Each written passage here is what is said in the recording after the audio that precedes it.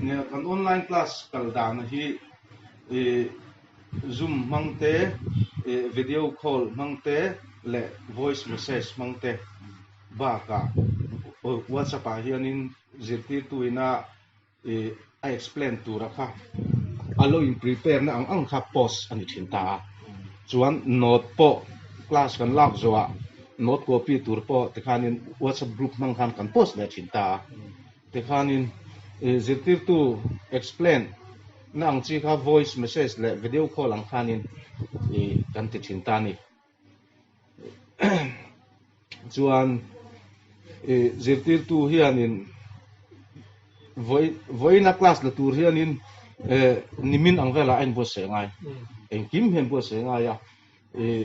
physical class lak pa ngai again alle tina hau ta ni chuan jong kan online na hi chu pathian sara thei to kan suan na hi tuna pon kan nau pang hianin an chor ning ka ria tin pathianin kan tong supon ngai dam sela nikuma khanin सरकारी ना हॉस्टल लू अफल ला स्कूल चन अफल Khan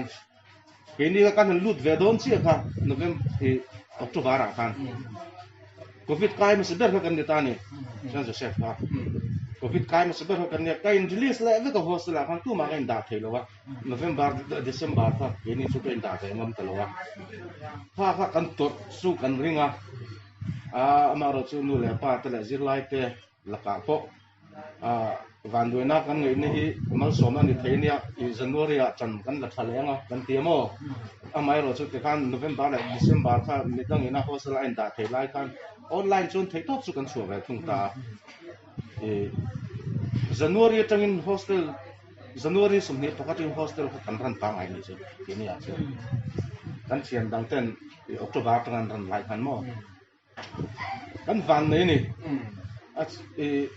khatianga regular class october november december kan kal thil phathum kan kal thelo rongot po khan min ti lau thong to ru a chuanin kumdang kan thlo nga ti kha lo thon na chu omani amaro chu pathian ni kan tong ta ne te nu le ta tong ta ni ngai thak sa min ti lo tin sak nin ko ria